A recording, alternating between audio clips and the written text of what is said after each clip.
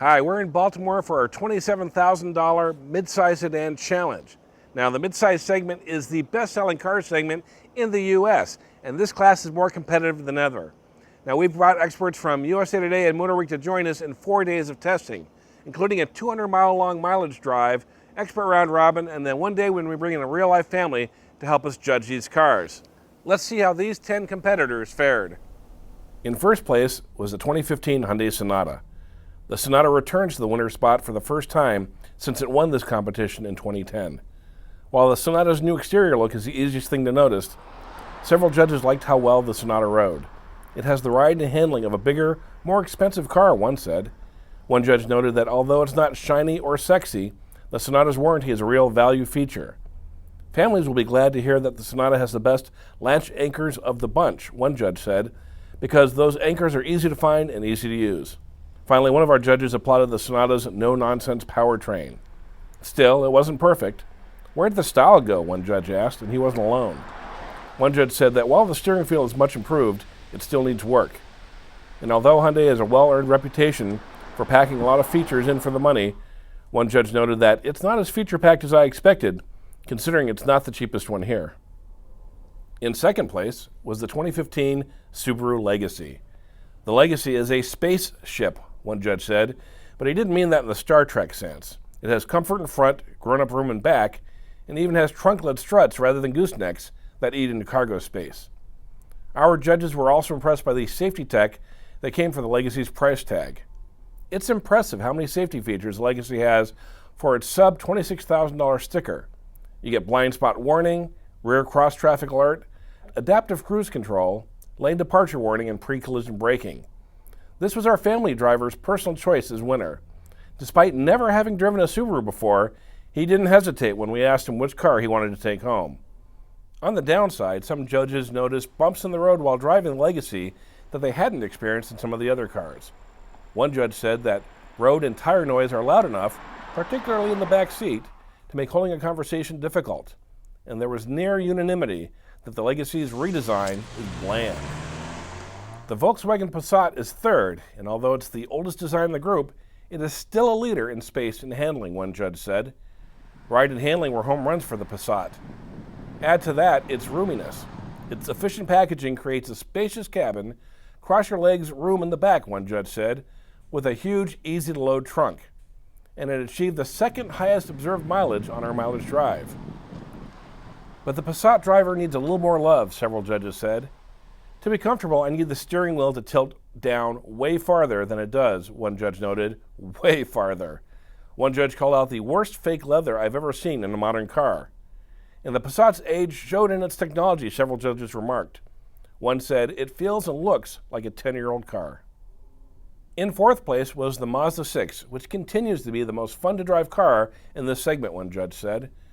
The Mazda 6 is a looker, no doubt. Gorgeous, one judge said, and another noted, this is not only the best-looking car in the bunch, it's one of the best-looking cars on the road today.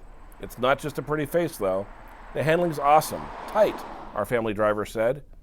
One judge applauded that it has lots of value for the money. Big wheels, passable fake leather, navigation system, and more. But on the downside, while it may have nav, it's terrible nav. It's noisy, another judge noted, and some judges had a hard time getting comfortable in the driver's seat because it didn't have an adjustable bottom seat cushion to provide more thigh support. In fifth place was the 2015 Chevy Malibu. Some pretty clear themes rang out for the Chevy: connectivity, technology, and storage. It's a connectivity champ, one judge said, citing the Malibu's MyLink and available 4G LTE Wi-Fi. But will shoppers really want to pay for more subscriptions? One judge said that the storage bin behind the MyLink screen may be my favorite feature in the whole car. And several judges like the interior materials on the Malibu, with our family driver calling it pretty classy. But not all judges agreed with that verdict. Others found the interior less appealing. The GM ice blue interior lighting belongs in the 1990s, not in my 2015 family sedan, one judge sniffed. While some judges found the Malibu's power passable, others found it lacking.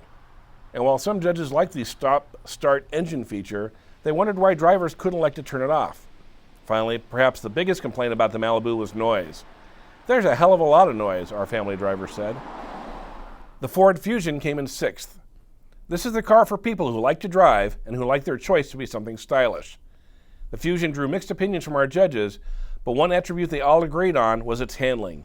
Excellent and athletic were tossed around. The most serious splits came over the Fusion's engine and seats. First, the engine. The Fusion's turbocharged engine made driving a blast, one judge said. Merging and passing on highways was effortless. The same judge found the seats extremely comfortable, saying, "I never felt tired after driving the Fusion."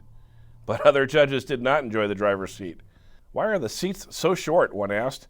"I feel like I'm sitting on the edge." Another judge found the engine underpowered. "What good is all the technology when you get neither power nor mileage?" he asked. In 7th place is the all-new Chrysler 200. As one judge said, the 200 has all the pieces in place to be a great midsize sedan.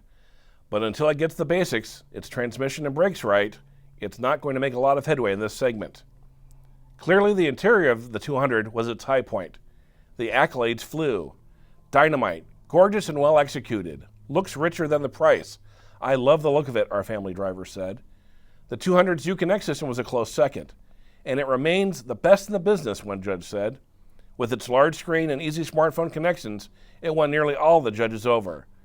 Finally, the 200's many storage options also won a lot of praise. But that transmission was a big problem.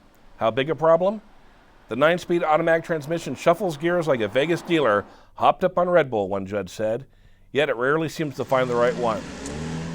In 8th place was the 2015 Honda Accord. Our winner from last time still has a number of strengths, such as roominess, general comfort, and drivability. As one judge put it, like many top-selling sedans, it does little to offend or impress. On the positive side, the Accord is smooth in everything it does, one judge said, from handling to ride to engine sounds. The big winner? The lane watch camera system that allows the driver to see down the passenger side of the car using a camera mounted on the side mirror. It sounds gimmicky on paper, our judge said, but it proves totally useful in real life. One judge applauded the Accord's feeling of precision, and another noted that Honda's reputation for quality and long-term reliability is still hard to ignore. Where the Accord falters is in driving acumen, features, and noise. "I've driven an old Honda Civic," our family driver said, "and it feels the same. I feel like I'm driving an old car." The multimedia system features a plethora of confusing buttons, controls, and screens, another judge said. And the road noise was awful, the judges said nearly unanimously. In 9th place was the Nissan Altima. The feature that got both the highest praise and lowest marks were its seats. The front seat cushions are well bolstered and offer support in all the right places, one judge said. It was our least thirsty car, achieving the best mileage in our real-world drive, and one judge said that its ride quality is very good. It floats when you want it to, but it doesn't roll through corners as much as you're expecting it to. On the negative side, the Altima certainly didn't look or feel like the most expensive car in the test, which it was. As for the seats, one judge said that while they were better than in our last test of midsize sedans, they still have too much lumbar support. Although some judges liked its handling, others found fault. The Altima didn't handle well on the twisty roads of our mileage drive, one judge noted, and there was near universal hatred for the Altima's droning CVT. Our family driver captured it best while accelerating onto a freeway. "It feels like I'm hurting the car." The newest car in our competition, the 2015 Toyota Camry, wound up in the 10th position.